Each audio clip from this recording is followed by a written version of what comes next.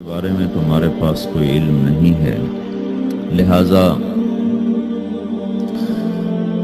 اس کی تفصیل تم سمجھ نہیں سکتے ہو۔ روح آسمان سے آتی ہے، جسم زمین میں بنتا ہے، پھر 4 مہینے بعد اللہ اس کو آپس میں جوڑ دیتا ہے، زندگی متحرک ہو جاتی ہے، روح ہی کے ساتھ زندگی کی بقا رہتی ہے۔ جب اللہ اسے واپس نکال لیتا ہے تو سارے ٹائٹل ہٹ کر صرف ایک نام سب کو مل جاتا ہے، اور وہ میت کا ہوتا ہے۔ وہ حضرت مولانا ہو، وہ کوئی ڈاکٹر ہو، بادشاہ ہو، صدر وزیر ہو، سارے اعزاز ٹائٹل ہٹا کر اس پر میت کا لفظ۔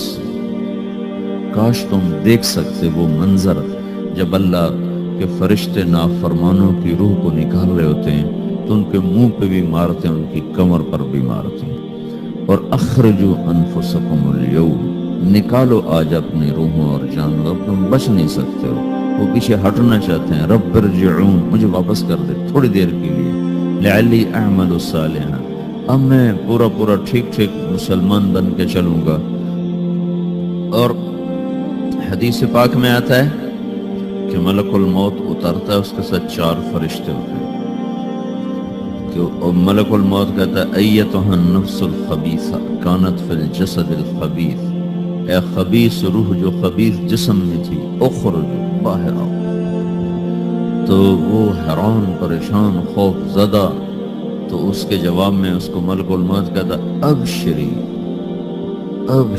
بحمیم وغساق وآخر من شکلہ ازواج، تیار ہو جاؤ خوفناک عذاب کے لیے اور کھولتے پانیوں کے لیے، کانٹے دار جھاڑیوں کے لیے، اور بے شمار عذاب کی شکلوں کے لیے۔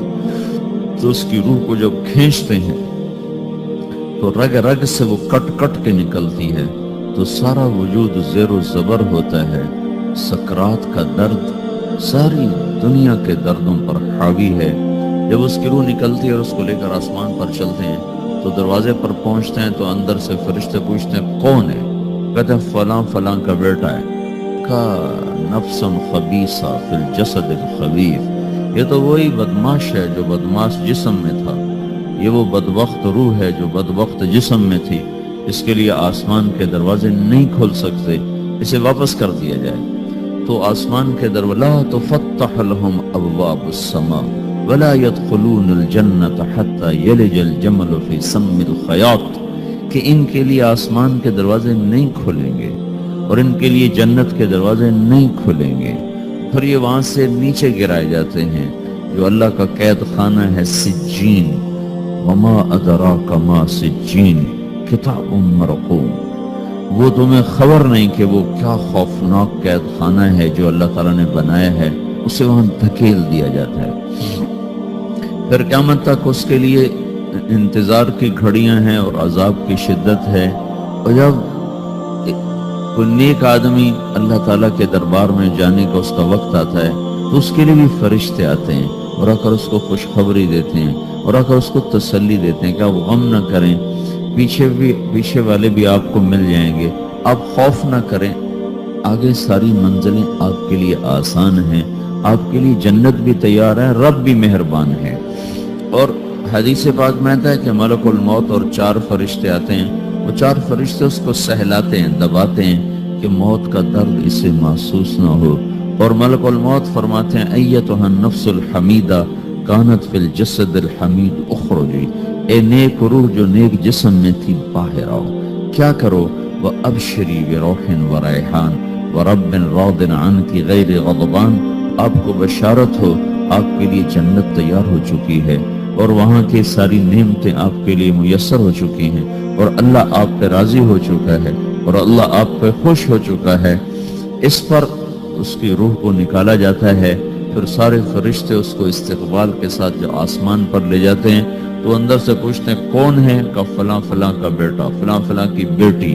کہتے ہیں نفس حمیدہ فی جسد حمید، یہ تو نیک روح تھی جو نیک جسم میں تھی، مرحبا بہی، اس کو ہم سب استقبال کس کا کرتے ہیں، اور ایک دم آسمان کے دروازے کھلتے ہیں، پھر وہ پہلا دوسرا تیسرا چوتھا سارے آسمان پار کرتا ہوا اللہ پاک کے عرش کے نیچے کے جا کر، مرد ہے یا عورت، وہاں جا کر سجدے میں سر رکھتا ہے اور اللہ تعالیٰ فرماتے ہیں ہاں اس نے ہمیں خوش کیا، ہم اسے خوش کریں گے۔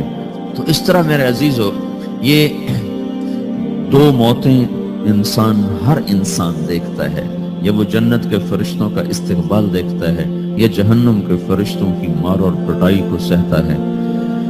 ہمارے علاقے کی بتا رہا ہوں، اپنے علاقے، ایک زمیندار مر گیا، اس کی قبر کھودی ساری بچھوؤں سے بھری، ایسے جیسے چیونٹیاں پھر رہی ہوتی، تو انہیں وہ بند کر کے دوسری کھودی، ساری بچھوؤں سے بھری، پھر وہ بند کر کے تیسری کھودی، ساری بچھوؤں سے بھری ہو۔ قبرستان میں اتنے بچھو کہاں سے آ جائے؟ یہ زمین کے بچھو نہیں ہے، یہ آخرت کی بلائیں ہیں جس کے ساتھ اب اس سے قیامت تک رہنا ہے اور گزارا کرنا ہے۔